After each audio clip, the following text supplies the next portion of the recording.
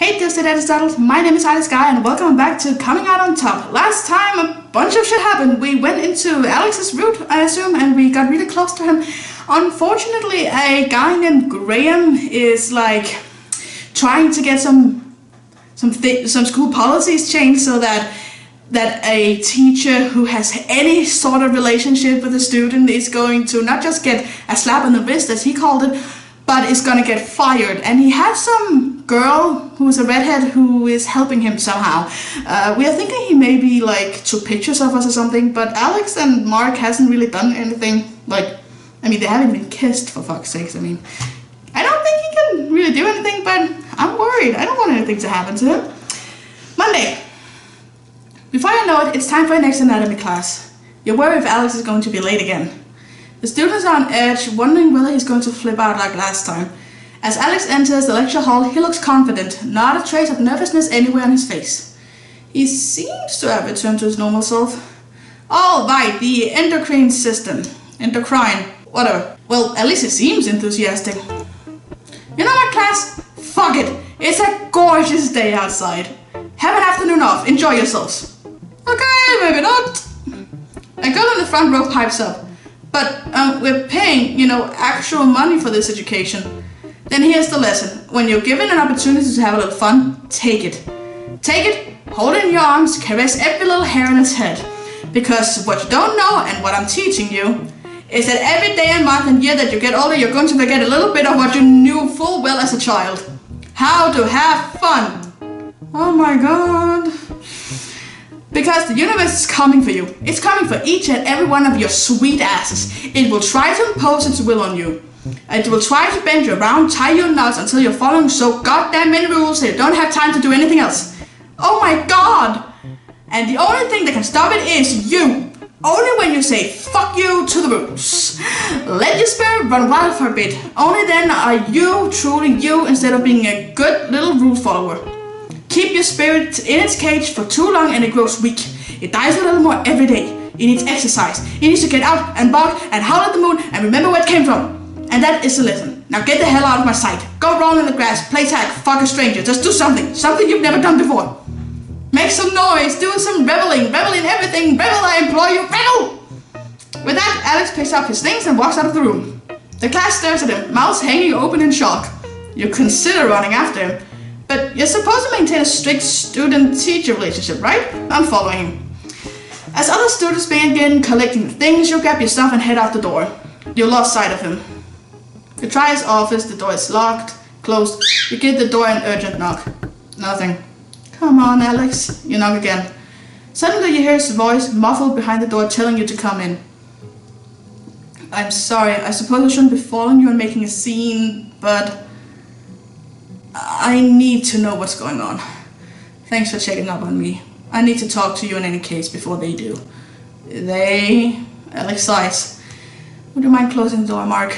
He sees you arch your eyebrow. Normally I wouldn't shut it, but it just doesn't matter anymore. You close it. Let me guess, does this have something to do with that Graham guy? Yes, the man who interrupted us the other day. I saw his editorial in the paper. I'm guessing he's trying to get you fired? Graham teaches graduate level biochemistry in our department. When he started here 3 years ago, it was taken for granted he'd be bringing a lot of research money to Olin. He specializes in cell metabolism and how it affects weight loss. As you can imagine, there's a lot of interest from multi-billion-dollar companies in funding his research. He was a shoo-in for tenure too.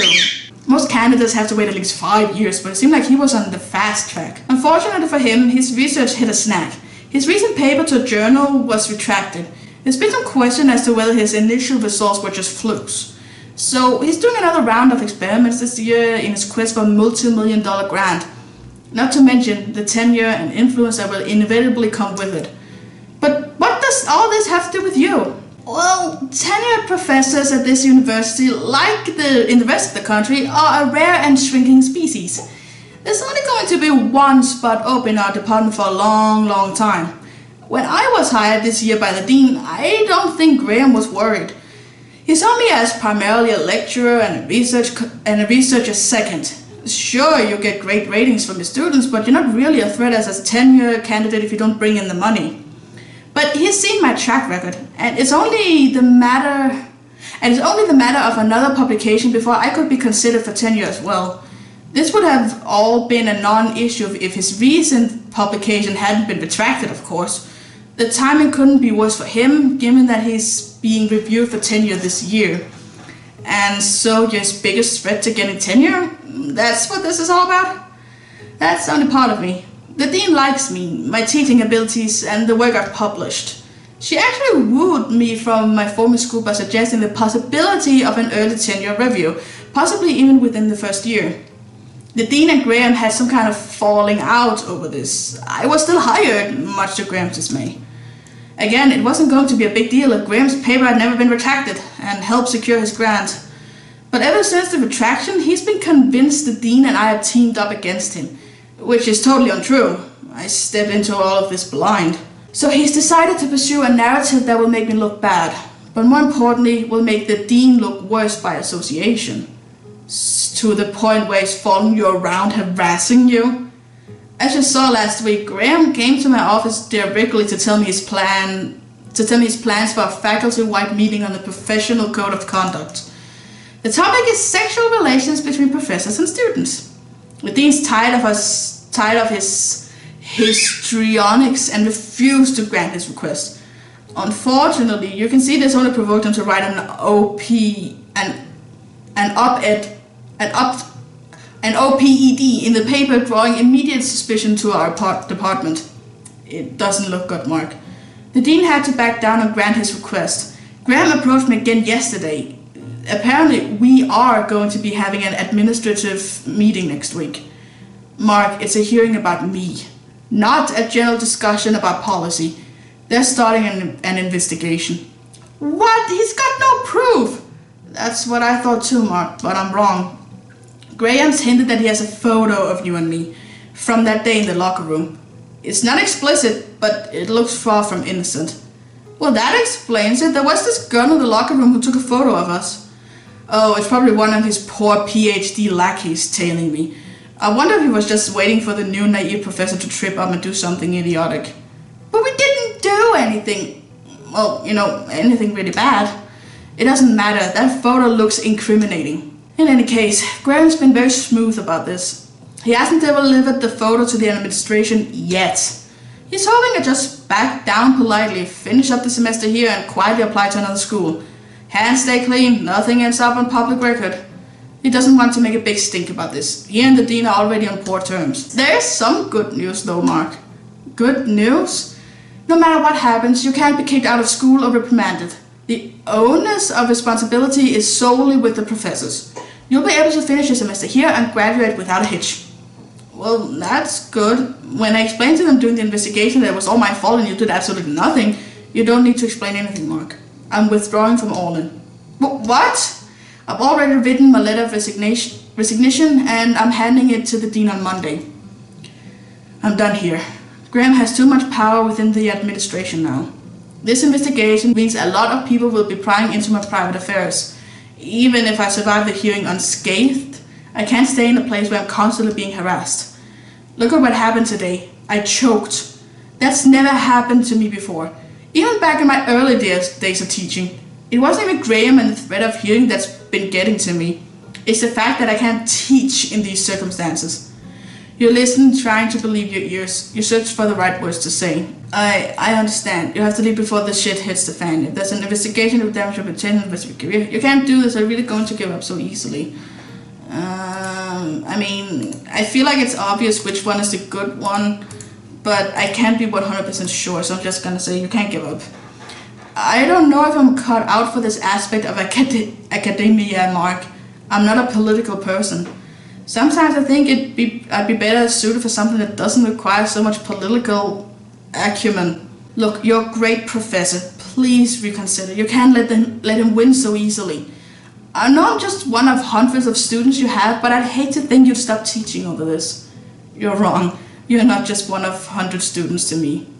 Oh. I think I better change the subject. Okay. Go in for a kiss. We're already in trouble, aren't we? You lean towards him, your head swimming. Alex doesn't turn away. To his surprise, he kisses your back, hungrily. Nah, keep going. No. That was a mistake. Keep going. Thank you. Both of you take a moment to clean up. He smiles and gives you a kiss. Thanks for stopping by. You walk away trying to inconspicuously wipe yourself off.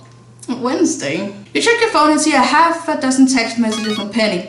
Are you out of class yet? Get over to the cafe ASAP. Ian says he's forgiven you. He also says you owe him big time, but you need to hurry up and get over here.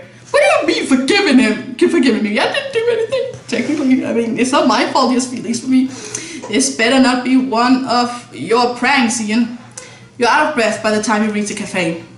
Ian peers at you from behind the espresso machine when you walk in. Yanking off his apron, he shouts to his co-workers that he'll be back in 5. Took you long enough. Yeah, I was kind of fucking my professor. Or he was fucking me, whatever. What's going on? We don't have time for the details, Mark. Is she still upstairs, Penny? Oh, yeah, she's in the alcove. What the heck is this about? Dude, what's going on? I showed Ian a photo from the girl from the gym, just to see if she looked familiar, since pretty much all of Orlin sets foot in here second sooner or later. You mean that super orange tanning spray photo? Dude, at first I thought Penny was showing me some new type of porn. You know, they say if you can think of it. Shut up, Ian. Anyway, turns out she hangs out here sometimes. I'm always highly cognizant of redheads. Can we please move the story along? We don't have much time. Anyway, she's usually in here hunched over a laptop on a cell phone, looking miserable and freaking out over one thing or another, so naturally I had her pegged as a grad student. And guess what? She was upstairs this morning, so I decided to listen in from my spot near the potted plant. Your spot? You have an eavesdropping spot? It's very inconspicuous. Excellent acoustics. Look, just a little while ago she was having a fight with somebody on the phone. Sounded like she was gonna go meet them in a bit. A disgruntled voice calls from the register. Ian, you're gonna clear those tables. I'm working the rest of your shift for you too. Just a second. Man, I swear the help around here could really use some help. We should follow her, Mark. I bet anything Graham's the one telling her to spy on you and Alex. Whatever she's up to, here's our chance to catch her in the act. I'll head upstairs to clear some tables, that way I can keep you posted. You two hang out here for a while, keeping out of sight, and guys, stay frosty. You and Penny stay in the corner of the cafe, hidden out of sight. After a minute, Ian reappears. Heads up, target is on the move. Repeat, target is on the move. The three of you try to look inconspicuous as the girl walks out of the cafe. Okay, let's get a move on. She is moving with an alarming speed. You and Penny almost lose sight of her as she runs across the street back towards campus. Shoot, where did she go? You know, if I just had an app that could project the trajectory of an object based on its velocity and movement history, we could probably figure out where she's headed. Let me do a quick search. Penny, given that Graham and Alex are both in biological sciences, she's probably heading towards a bio building. Shoot, you're no fun. Hey, there she is! You follow the girl into the building, trying to keep a comfortable distance to avoid suspicion. She disappears into a stairwell. Wait, we're too close. She's going to spot us, but we don't want to lose her. I'm sorry I'm reading so fast, but my camera's about to die. Well, I'm guessing if she's not going to Graham's office, then she's probably headed towards the research wing. I don't know which floor that is. Hang on, Mark. Campus members should tell us where to go. But it's still in beta! Beta is final release this day, Mark. Didn't you see the article on lazycoder.com? That way you get people to pay you to be beta testers. It's genius. Genius, I say. You silently wonder how many beta testers are still missing because of Penny's app. Penny pulls out her phone and opens campus mapper. 4 flights up, where the graduate labs are. Alright then, let's get going. That better not be wrong. You and Penny race up 4 flights of stairs. You feel a sharp cramp in your side and pray Penny's app is correct. The door at the 5th floor landing spills in a grey, nondescript corridor. The two of you, exhausted from the climb, stop and look around. She must be in there. You try to catch your breath. Your nervous, cautious footsteps echo through the hall. Penny heads straight to the door and marked restricted area. Penny, wait! Before you can stop her, Penny yanks open the door and barges into the room. Oh, she exits this scream. Before the girl can react, Penny charges and snatches the bag out of her hands. Alright, what's in this suspicious looking sack? Probably a lunch? What the? Give that back to me! Are you PETA terrorists? I'm calling security. The girl's eyes dodge her face, then widen in recognition. Oh, it's you. Alright, let's see what's in here. Penny opens the sack. Oh no. Without warning, Penny hurls her back towards you. Penny, what the hell? What is this? Oh my god, keep that away from me. You grip the bag tight in hands, but almost drop it when it suddenly moves. You open the bag and take a look inside. Several pairs of beady eyes glare back at you. The bag contains several mice. Oh, why are these mice so freaking huge? The mice stamped with numbers are the fattest you've ever seen. Give me that bag. First tell us who you are and why you've been following me. I'm just a grad student. I was following orders. My name's Edwina. Professor Coxman is my advisor.